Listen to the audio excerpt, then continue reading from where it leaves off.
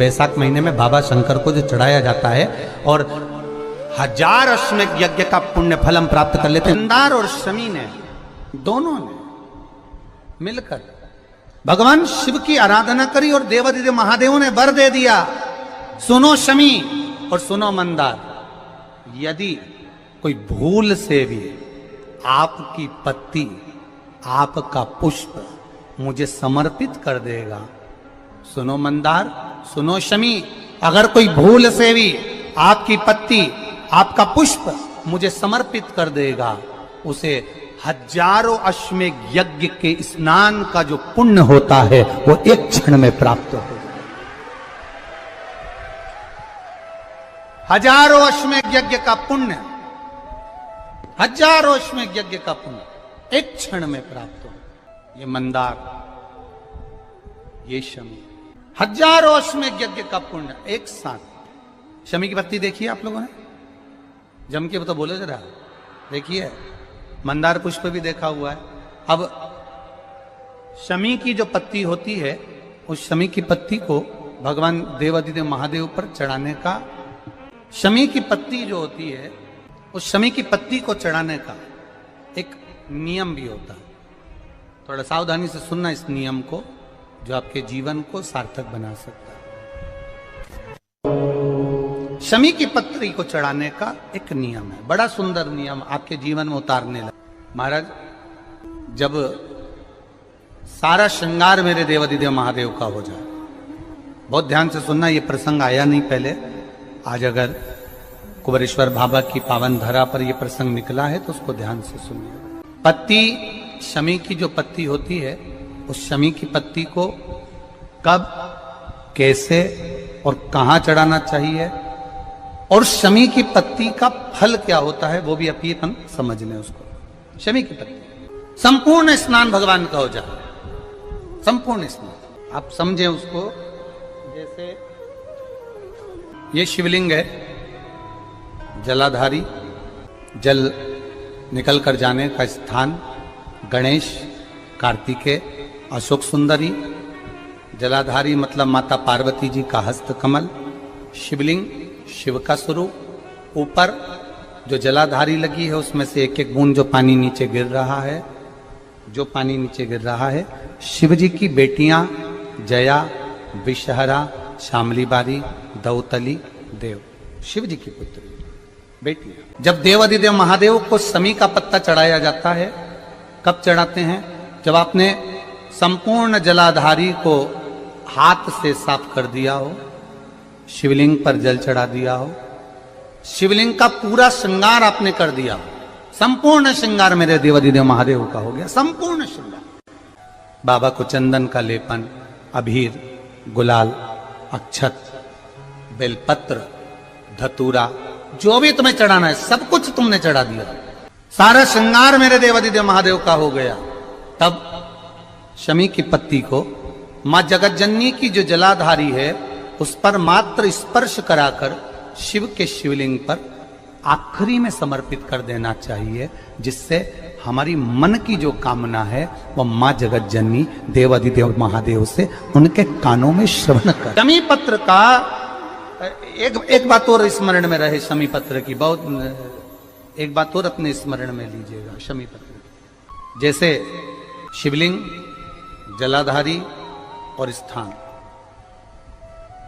जब बहुत ज्यादा मात्रा में दरिद्रता होती है, बहुत ज्यादा मात्रा में बहुत कष्टमय जीवन, जब तुम्हारी चित्तवृत्ति में आए, जब तुम्हारे मन में आए, धन भी नहीं है, पैसा भी नहीं है, बहुत दरिद्रता का जीवन है, बहुत दुखी जीवन है, तब बेलपत्र और शमी पत्र का प्रयोग जरूर करके देखना। प्रैक्टिकल करने में कुछ नहीं जाता, प्रैक्टिकल करने में क्या जाता है, करके देखना। उस समय पर जैसे वो कहते हैं ना कि कोई कहने वाला कह दे कि महाराज जी, वो एक महाराज प्रवचन दे रहे थे और प्रवचन में देते देते देते देते किसी ने, महाराज जी प्रवचन दे रहे थे कि मदिरा का पान नहीं करना चाहिए, नहीं पीना चाहिए, गलत है, नाली में पड़ा होता है, व्यसन में पड़ा होता है, ऐसा पान ना करो।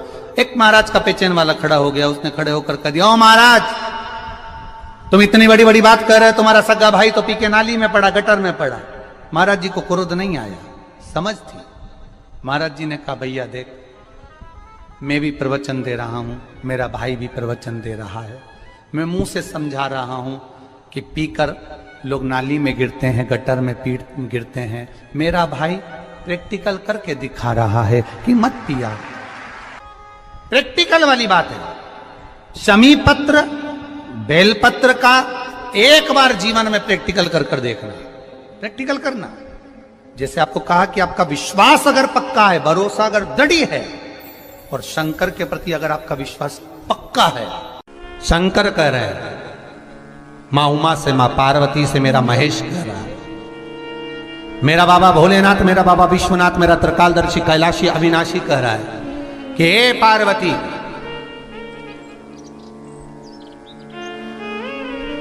एक बीला, एक बेल जो मुझे समर्पित करता है, और समर्पित करने के बाद उस बेल की महत्वता देखिए, जो बैसाख महीने में बाबा शंकर को जो चढ़ाया जाता है, और 1000 अश्वमेध यज्ञ का पुण्य फल हम प्राप्त कर लेते, मात्र एक फल चढ़ाकर, मात्र एक फल चढ़ाकर। हे पार्वती, संसार का मनुष्य जब मुझे वो बेलपत्र समर्पित कर, वो बेल का फल समर्पित करता है, पार्वती वो फल जो मुझे चढ़ता है, फिर मैं भले नर्मदा के जल से निकला हुआ कंकर शंकर क्यों ना हूं, फिर चाहे मैं गंगा के जल से निकला हुआ कंकर शंकर क्यों ना हूं, चाहे फिर मैं यमुना के जल से निकला हुआ कंकर शंकर क्यों ना हूं, चाहे मैं सरयू के जल से निकला हुआ कंकर शंकर क्यों ना हूं, चाहे मंदाकिनी के जल से निकला हुआ कंकर शंकर क्यों ना हूं, ए पार्वती, फिर जो भी शिवलिंग पर वो बेल समर्पित होता है, वो बेल उठाकर जीव अपने कार्य में ले सकता है। ये मां उमा से कह रहा है। तो उस बेल की महत्वता जानेंगे। अब अपन उस बेल को जानने के लिए वापिस स्कंद पुराण में चले, तो स्कंद पुराण में लिखा हुआ है कि जो बेल बैसाख के महीने में शंकर को चढ़ाया जाता है, वो बेल का फल उठाकर रख लिया जाता है। बैसाख के महीने में उस चढ़े हुए, बाकी के आपको बेल का फल खाना हो तो बात दूसरी, पर चढ़ा हुआ जो बेल का फल है वो पूरा बैसाख नहीं खाना। बैसाख के बाद में अगला जो महीना आए, उस महीने के अंदर उस फल के अंदर का गुर्दा निकालकर उसको सुखा लीजिए, और सुखाकर जिस व्यक्ति को पत्थरी की बीमारी हो और जिस व्यक्ति को पेट में बहुत भोजन पचता ही नहीं है, पूरा शरीर पाचन क्रिया बेकार हो गई, उस व्यक्ति को केवल 7 दिन तक शंकर पर चढ़ा हुआ वो बेलपत्र प्रदान कर दीजिए। पत्थरी भी बाहर और पाचन क्रिया भी ठीक, जिंदगी भर तकलीफ नहीं। उस बैसाख में उस फल की इतनी महत्वता बाबा भोलेनाथ स्कंद पुराण, लिंग पुराण, नर्मदा पुराण, पद्म पुराण के अंतर्गत, शिव महापुराण के अंतर्गत वर्णन कर, उसकी महत्वता है। वो बेल का फल साधारण नहीं हो सकता। अब मंदार का जो पुष्प होता है, आंकड़े का जो फूल होता है, एक सफेद कलर का भी होता है और एक गुलाबी कलर का भी होता है। देखा है आप लोगों ने? बोलो, जम के बोलो, देखा है ना? गुलाबी कलर का जो पुष्प होता है वो, आप मंदार का, आंकड़े का जो गुलाबी कलर का पुष्प होता है, आप टीवी पे देख रहे होंगे, एक सफेद देख रहे होंगे, एक मंदार का गुलाबी फूल, नीला कलर का फूल देख रहे होंगे। जो नीला कलर का जो पुष्प होता है, गुलाबी कलर का जो आंकड़े का फूल होता है, प्रयास करना, जब किसी विषम परिस्थिति में फंस गए, विषम परिस्थिति, जब आपको लग रहा है कि मुझे बहुत भय लग रहा है, कुछ बुरा होने वाला, आपको लग रहा है आज मेरी उल्टी आंख बहुत फड़क रही है, कुछ गड़बड़ होने वाला, आपको लग रहा है मेरी सीधी आंख फड़क रही, कुछ गड़बड़ होने वाला, तब केवल वो नीला जो गुलाबी पुष्प है मंदार का, उसको कहीं से लाकर शिवालय में अशोक सुंदरी वाली जगह पर स्पर्श कर कर शिवलिंग पर आप चढ़ा दीजिए। आपकी विषम परिस्थिति कैसी भी होगी, वो रास्ता बनाकर बाहर निकल जाएगी, आपको फंसना नहीं, परेशान नहीं। मंदार आंकड़ा, सफेद आंकड़े का पुष्प भी भगवान शिव को समर्पित होकर, जैसे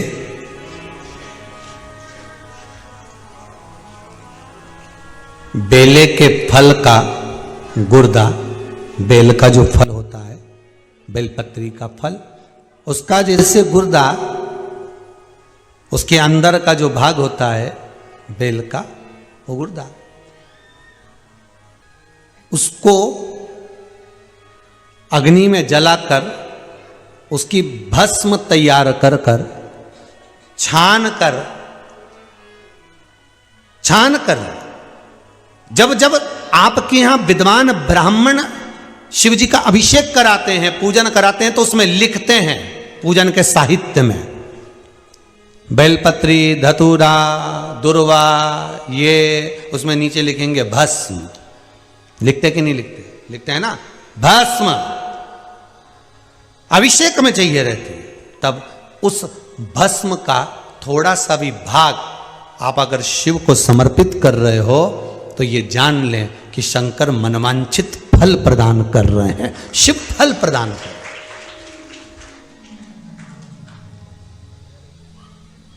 महाराज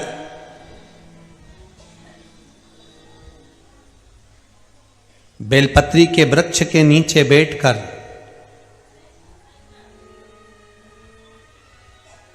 हाथ में एक बेलपत्र का पत्ता रखकर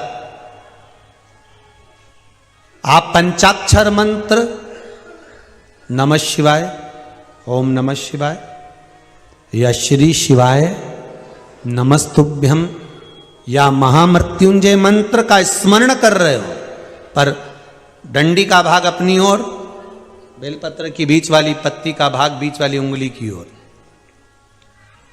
रखकर अगर आप स्मरण कर रहे हैं और अपनी कामना कर कर बेलपत्री के वृक्ष के नीचे बैठकर उस पत्ते को सम्मुख रखकर बाबा से विनय कर कर एकांत में उस बेलपत्री के वृक्ष की छांव में, बेलपत्री के वृक्ष की छांव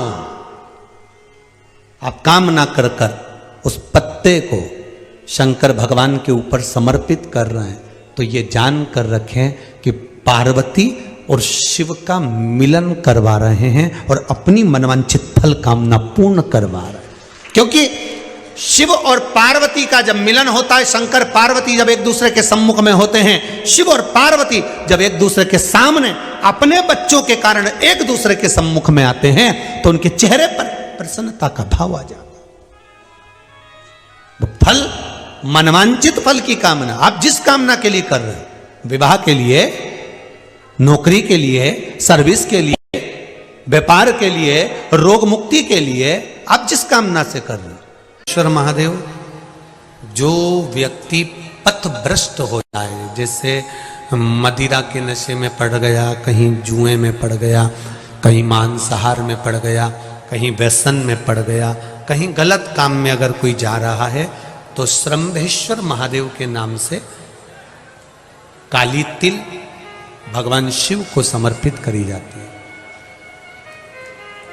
महाराज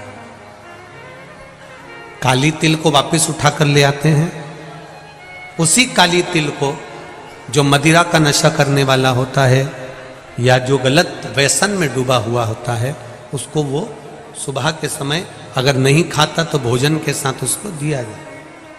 श्रंभेश्वर महादेव, एक बेलपत्री का भी बहुत अच्छा प्रयोग है श्रंभेश्वर महादेव का, मदिरा पीने वालों के लिए, मांसाहार, व्यसन में, जुए में, पेशावृत्ति में, पर नारी में, गलत जगह पर जो डूबे रहते हैं उनके लिए। पहले की कथा में उसका वर्णन किया है बेलपत्री का। श्रंभेश्वर महादेव, एक बार सब बोलेंगे, कौन से महादेव? श्रंभेश्वर महादेव। फिर जम के बोल लो एक बार, श्रंभेश्वर महादेव। जब हमारे घर में क्रोध बढ़ता है या कोई गलत कार्य में जाने लगता है, तो श्रंभेश्वर महादेव का हमें शरणागति लेना चाहिए, श्रंभेश्वर महादेव का पूजन करना चालू कर देना चाहिए। कई लोग कहते हैं महाराज जी ये श्रंभेश्वर महादेव का मंदिर कहाँ मिलेगा, हम कहाँ पूजन करने जाए? कहीं नहीं जाना, तुम्हारे घर के पास में जो शंकर जी का मंदिर है वहीं जाओ, उसी देवालय में, उसी मंदिर में जाओ, श्रंभेश्वर महादेव के नाम से जल चढ़ाना प्रारंभ करेंगे। वो जल जो गलत संगत में पड़ा हुआ है उसका आचमन कराना प्रारंभ करेंगे, अपने आप उसकी धीरे धीरे बुद्धि सुधरना प्रारंभ हो जाएगी। ऐसा श्रंभेश्वर महादेव का है। श्री शिवाय नमस्तुभ्यम। हर हर महादेव। गुरुजी द्वारा बताए गए उपाय को विश्वास के साथ जरूर करें और कमेंट में श्री शिवाय नमस्तुभ्यम जरूर लिखें। Thanks for watching.